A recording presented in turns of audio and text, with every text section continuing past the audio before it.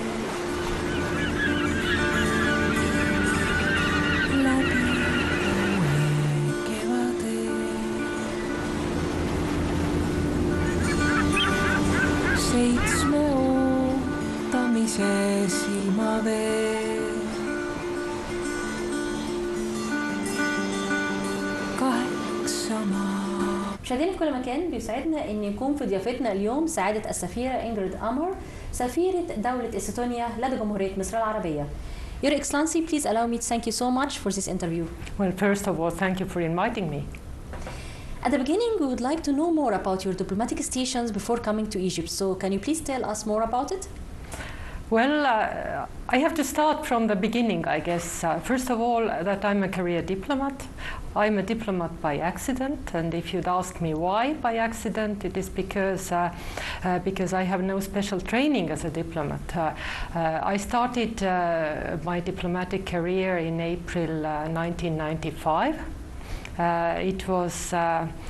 It was pretty different Estonia then, because we regained our independence just from Soviet Union in 1991. Mm-hmm. So it means that during my school years, and also I graduated from the university when my country, Estonia, was still under occupation. Mm. And representing my country as a diplomat or ambassador would have been a big, big dream. But sometimes dreams come true. What I did, I studied languages. I studied Slavic languages, linguistics, Polish language, also Serbo-Croatian. And I did it by my passion, because I somehow felt that it was the right path to me without really analyzing why I had to do it. Mm-hmm. You understand? And then in 1991, when my country got its freedom back, and we were a young generation who had enormous task ahead to reform the country, to rebuild the country. Mm-hmm. Then I understood that I had kind of education that was pretty useless at that time. Mm-hmm. I studied languages, Polish and Serbian, and what could I do with them? And I did different jobs, and then I got a call from my friend suddenly saying that, Ingrid, listen, but buy this newspaper because there is a job out for you. And I said, no, it's not possible, job for me. And actually I went and bought this newspaper, and it came out that Foreign Ministry was looking for someone who spoke Polish because they had a plan to reopen the embassy in Poland. Mm. And then, you know, the rest is history. I called the HR department. We spoke for more than 2 hours, because for me it was a big, big step. I graduated as a translator and editor. I, of course, had this big interest for world affairs in me, but I never imagined myself as being a diplomat. So That's great. It means the languages was the door that you enter through to the diplomatic life, exactly. as we can say. Exactly. And actually, Warsaw was my first posting. It was also a very nice task because it was reopening of the embassy. We did it with a lot of enthusiasm. And you had the language, which means yes. you were able to communicate easily with the society that you yes. have been at? Yeah. Yes, exactly. So first 1.5 years I've spent in Warsaw. Then I returned home. I worked as a young attaché at the consular department. Then I had my second posting, which was in Helsinki as a consul. After 3 and a bit more years, I returned home. Then I worked shortly for state protocol. And then there was an opening at the political department dealing with countries of Central Europe. So again, yes, I started working with Poland, Czech Republic, Slovakia, Hungary, and also Balkan countries. So we can say that this is the first country in the Middle East. Egypt is for you? Actually, you know, it's not technically the first. I will explain. And after those years I spent in Tallinn, I went for 4 years to Prague, where I was number 2 and also consul. Then returned home. I was director for Central and Southeastern Europe department. And then I got a call from HR department asking me how was my French. I said, oh, French, it's rusty. And actually I got this offer to go to Paris as a deputy ambassador. It was a difficult moment for me because, you know, no one says no to Paris. But, you know, I felt very comfortable in my job, but of course I took the offer. I went to Paris, and as deputy ambassador, my responsibilities were French foreign policy and administration mainly. And what is French foreign policy mostly about? It was a lot about Middle East. It was a lot about Syria at that time. It was a lot about Iran. And we covered also from Paris, Tunisia. And this was my entryway to the Middle East issues. I spent 5 years in Paris. In the middle of this posting, I got another call asking me if I would be Estonian ambassador to UNESCO. Wow. So I sighed again, and of course I said yes. No one says no to such offers, right? And when coming back from Paris, I had another very exciting job because then I became responsible for, as I said, the department responsible for most of the world. I was director for Africa, Asia, Latin America, and Oceania, 139 countries. We are talking about Estonia, which is small, right? And our foreign service is small. And this was also the time when we did campaigning for the Security Council seat. And we mostly, yes, did it in those countries. And I worked a lot with Middle East. Great. Your Excellency, for me, and I think for all women, you are a role model. Why? In the field of working field, yeah, you are a role model, really, by this experience and those countries that you have been going through and dealing with all these diplomatic situations in most of the world, countries of most of the world, Africa, Middle Europe, and Middle East. That's a great thing. Going back to talk about Estonia, I would like to know from Your Excellency more about Estonia itself, the geographic nature, the position of Estonia, the people, the traditions and customs. So can you please tell us more about it and take us in a tour inside Estonia? Well, there were so many questions that you asked, so I try to start also from the beginning. So Estonia is a country in northeastern Europe. It is a small country, among the smallest in Europe, 45,000 square kilometers. It's surrounded by the Baltic Sea from 2 directions, from west and north, from one of the biggest lakes in Europe, Lake Peipus on the east. So we are a bit like a peninsula. But we have also a lot of islands, 2,222 islands. Small country. We are one of the smallest countries in Europe as regards to population. We are only 1.3 million. So can you imagine? We are practically 100 times smaller than Egypt, right? Yeah. And this explains also, you know, my postings and the responsibilities and the work and how it differs. I said Estonia is a small country. Estonia has a long history. We are one of the oldest peoples living in Europe. They say that our predecessors arrived to those lands some 10 or 11,000 years ago. The predecessors, they came from somewhere far east. We speak a language that is actually not Indo-European. We speak an Oriental language. It's a Ural-Altai language, which is connected to Korean, Turkish, in Europe, Hungarian, but the closest to us is Finnish. And with Finland we share a lot, actually, and the closest capital to my capital, Tallinn, is Helsinki, Finnish capital, 80 kilometers only.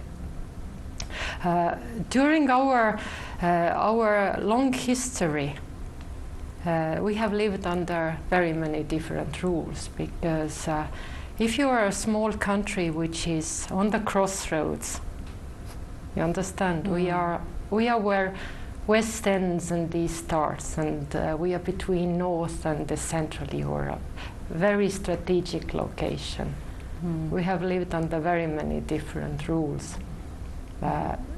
What might be interesting to Egyptian audiences that actually we also had our Viking era in 8th to 11th centuries. So we are also part of that history. We were part of Danish kingdom, Swedish kingdom. We lived 700 years close, you know, next to Germans. From 18th century, when Sweden lost the war against Russia, we became the westernmost part of Russian Empire. We became independent in 1918 after having a war with both Russia and Germany. And we lost our independence again during the Second World War. And as I mentioned, we regained it in 1991. And this is when, you know, afterward I started my career as a diplomat for a newly independent Estonia. Estonia is part of this Nordic-Baltic cultural sphere, if I can say so. Our culture is very in its essence, very Lutheran, Protestant, you know. We are people who are very close to nature. We have like two sides in ourselves. We love everything high-tech and digital. Estonia had the world's first e-government in the world. We say that we can do practically everything online in Estonia, except for two things: get married or divorced. Everything else is possible online. This is our tech side. But on the other side, you know, we are very close to our nature. Estonia is covered, half of Estonia's territory is covered by forests, bogs, and then, you know, the other Estonian comes out, who in the weekend goes walking in the bogs or hug trees.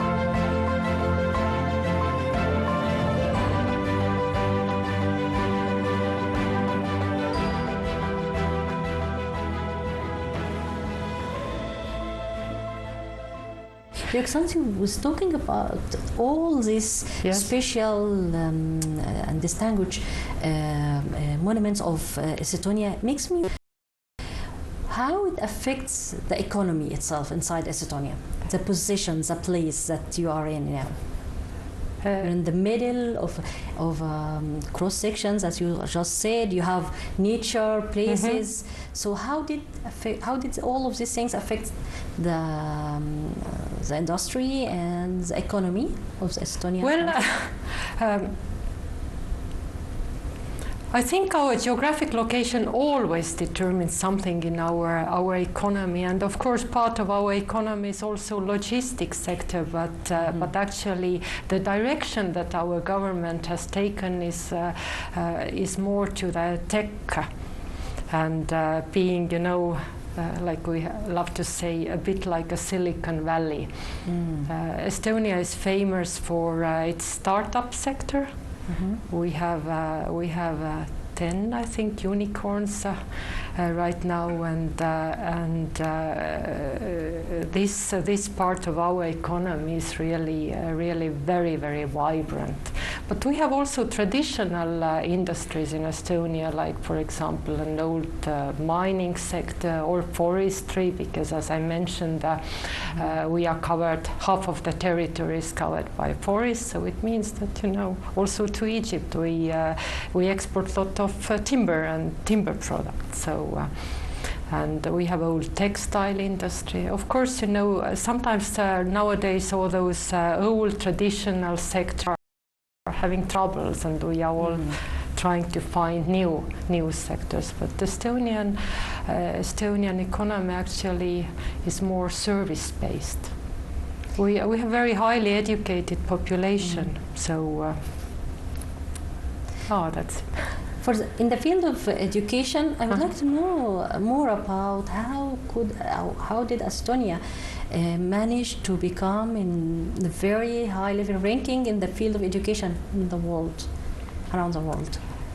Yes, that's true. You probably looked at the PISA test results, right? Yes.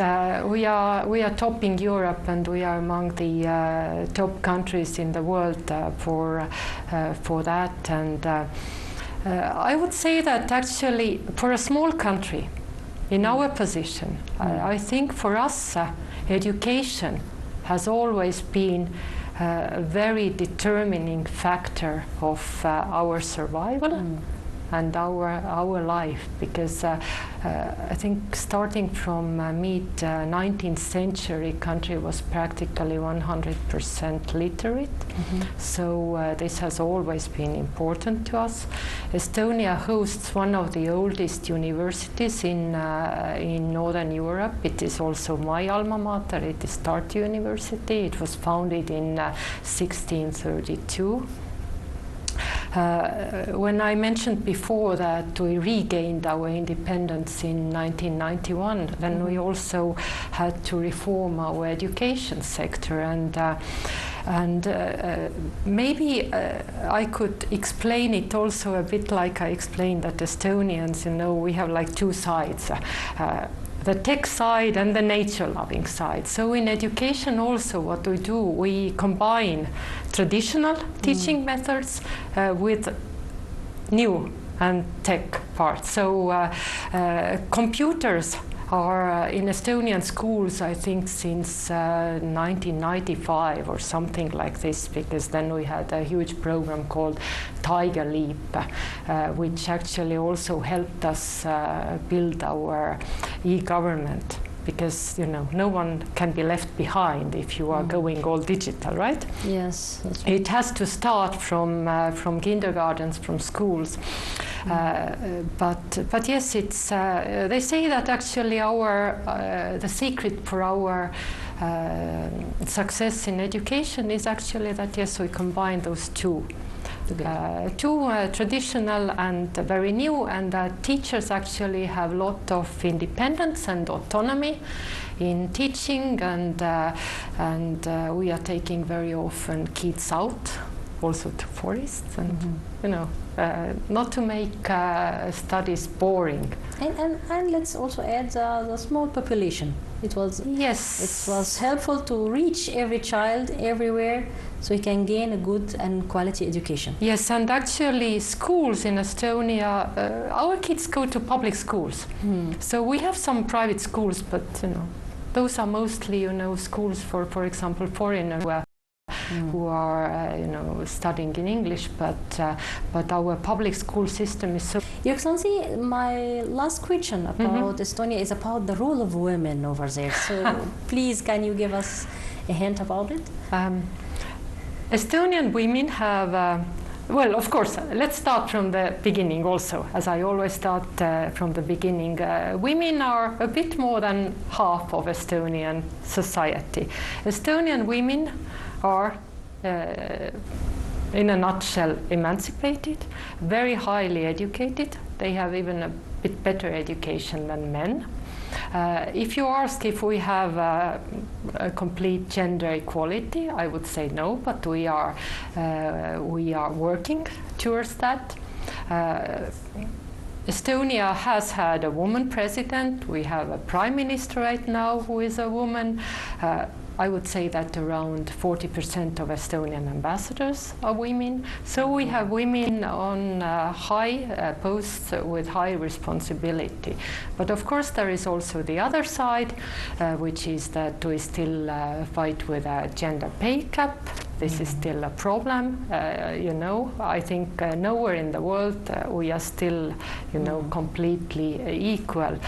Why do we have this gender pay gap? It is because women tend to work in education, in healthcare, in social sector, where the salary level is smaller actually. And the other thing is that Estonia has one of the most generous parental subsidies system, which keeps actually mostly women, but also men, because now I said not maternal leave, but parental leave. So we also try to engage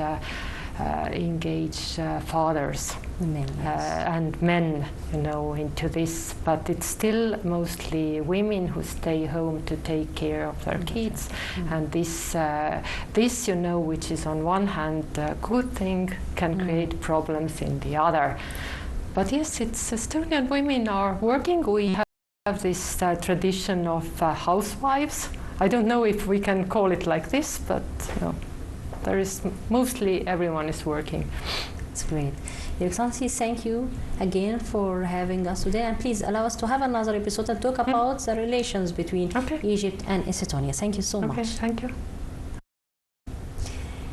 مشاهدينا في كل مكان، وبكده انهينا معاكم لقائنا مع سعادة السفيرة إنجريد أمر سفيرة دولة إستونيا لدى جمهورية مصر العربية. تحدثنا عن دولة إستونيا وتحدثنا أيضا عن المحطات الدبلوماسية الخاصة بسعادة السفيرة، لكن الحديث بقية في الحلقة القادمة، وإلى اللقاء.